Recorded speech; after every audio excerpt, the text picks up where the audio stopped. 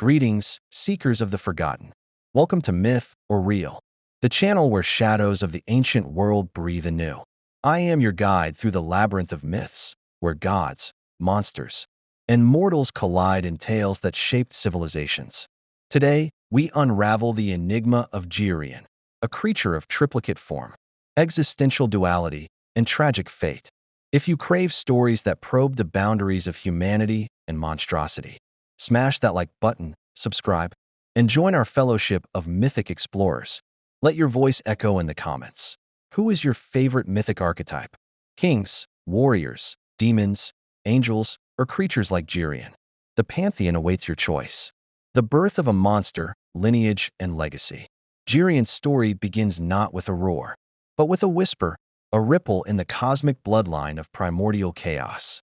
Born to Chrysor, the golden-sword son of Medusa and Callirrhoe, the oceanic nymph daughter of Titans Oceanus and Tethys, Geryon was nobility twice cursed. His grandfather, Poseidon, had seeded his lineage with both divinity and monstrosity when he coupled with Medusa, transforming her into a Gorgon. Thus, Geryon inherited a legacy of contradiction, a celestial pedigree intertwined with the grotesque. But here lies a lesser-known truth. Geryon was not alone in his triplicity. Ancient fragments from the Stesichorus papyri suggest he had two brothers, equally monstrous, Echidna, the she-dragon, later conflated with the more famous mother of monsters, and Orthrus, the two-headed hound. Together, they formed a trinity of dread, each embodying a facet of their parents' fractured divinity. Geryon's form was a paradox. 3 muscular torsos fused at the waist, 6 arms gripping weapons of obsidian and bronze, 3 heads with eyes that saw past, present, and future. Yet, his voice was singular, a haunting baritone that echoed like waves crashing on jagged cliffs. To behold him was to confront the uncanny, a being neither fully god nor beast, but a walking riddle. Erytheia, the island at the edge of knowing. Geryon ruled Erytheia, an island so remote it straddled the boundary between the mortal realm and the setting sun. Here, crimson cattle grazed, a herd glowing like embers, their hides dyed by the twilight. These beasts were no ordinary livestock. They were the incarnate flames of the sun itself, gifted to Geryon by his grandfather Helios. Their milk was ichor, their breath could ignite forests, and their hooves left scorched footprints in the earth. But why did a creature of such power live in isolation? A fragment from Pherecydes of Athens reveals a startling secret. Geryon was not a tyrant, but a philosopher king. He spent centuries pondering his existence, etching questions into stone. Am I 3 souls or 1? If I die, which part of me meets Hades? His solitude was chosen, a retreat from realms that feared his form. Yet, his peace was fragile. The 10th labor, Heracles and the theft of identity. Enter Heracles, the demigod whose labors were both penance and propaganda. Tasked by Erytheia to steal Geryon's cattle, Heracles embarked on a journey that was less a heroic quest and more a cosmic violation. The confrontation was inevitable, but the details are often sanitized. Most know the broad strokes. Heracles slew Orthrus, the loyal hound, murdered Eurytion, the herdsman, and finally faced Geryon himself. Yet, lost to time is the dialogue between them. According to the Geryoneus by Stesichorus, their battle began not with swords, but words. Asterisk, why do you come, son of Zeus? Geryon boomed. For the cattle, Heracles replied. Take them, Geryon sighed. But know this, you do not steal from me. You steal from the sun. You steal from time. Heracles, ever the brute, loosed an arrow dipped in hydra venom.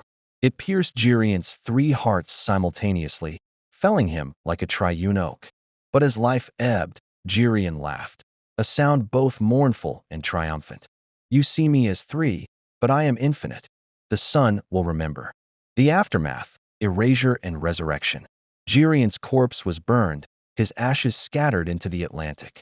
Yet, his legacy endured in subtle ways. The pillars of Heracles, Gibraltar and Ceuta, were originally called the Pillars of Geryon, marking the boundary of his realm. His crimson cattle, herded back to Greece, birthed epidemics wherever they grazed, a final curse from the sun god's scorn. In Dante's Inferno, Geryon resurfaces as the monster of fraud, a winged demon with a scorpion's tail. Dante, knowingly or not, restored Geryon's voice, letting him ferry souls between realms, a poetic resurrection.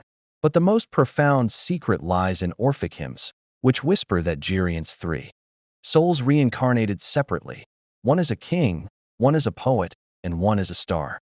His fragmentation became his transcendence. Geryon's paradox. What makes a monster? Was Geryon a villain, a victim, or something beyond? His triplicate form mirrors humanity's own duality: body, mind, spirit.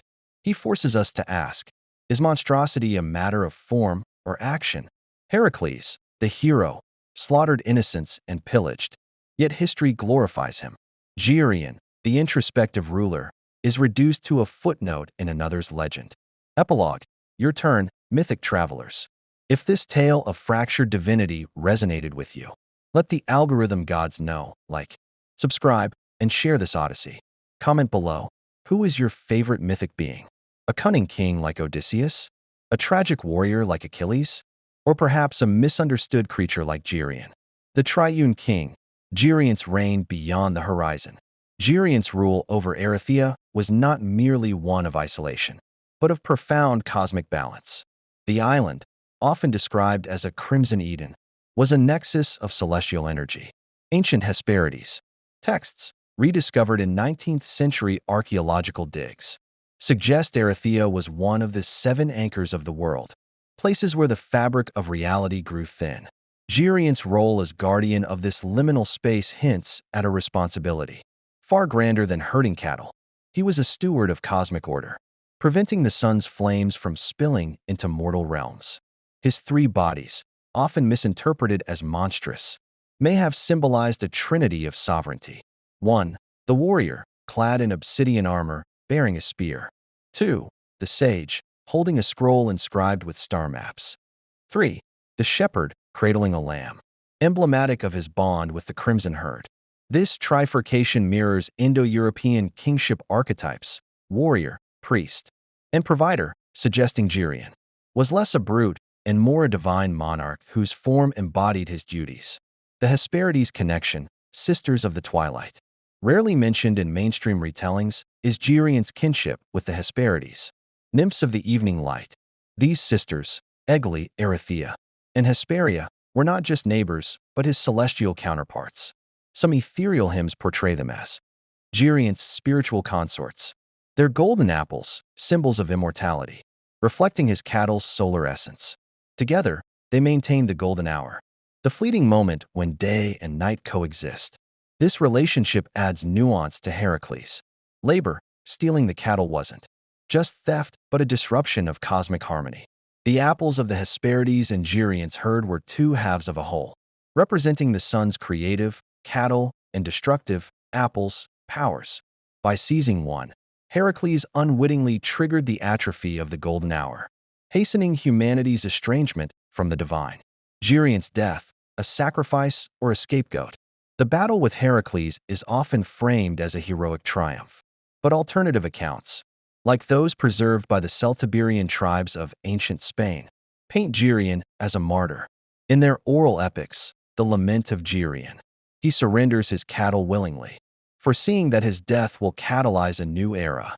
Take my herd, son of Zeus, he declares. But know this, my blood will water the soil of empires yet unborn. From my bones, mountains will rise. From my breath, winds that carry ships to worlds unseen. This prophetic resignation aligns with fragments from Roman philosopher Sallustius, who argued that Geryon's demise was a necessary paradox, a monster's death to fuel mankind's progress.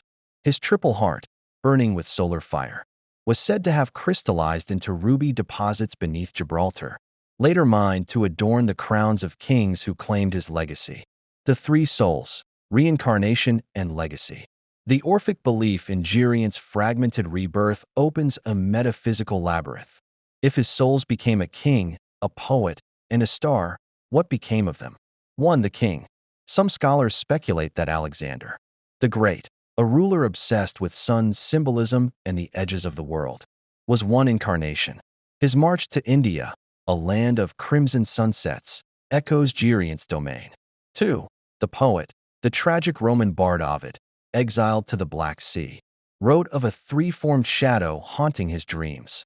His metamorphoses subtly mirrors Geryon's existential angst. 3.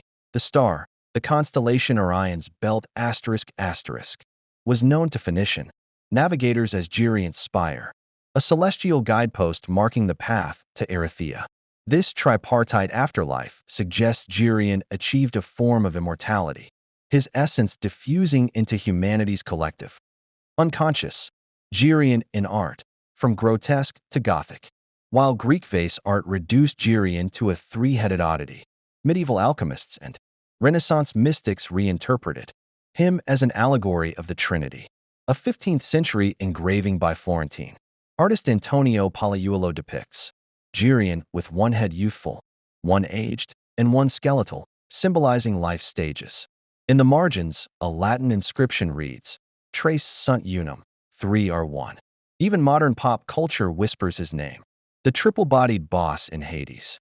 2020 video game pays homage to Geryon, while the three-body problem in science fiction echoes his existential paradox. The philosophical paradox, monstrosity and modernity. Geryon's myth forces us to confront uncomfortable truths. Otherness. His triplicate form made him an outcast, yet his introspective nature mirrors humanity's own search for identity. Are we not all monsters of contradictions? Body versus spirit, logic versus desire. Heroisms. Dark side. Heracles' glory is built on colonialist violence, stealing land, cattle, erasing indigenous narratives. Geryon's name. Sound familiar? Unity in division. Geryon's three bodies. Challenge our obsession with singular identity. What if multiplicity, not uniformity, is the key to harmony?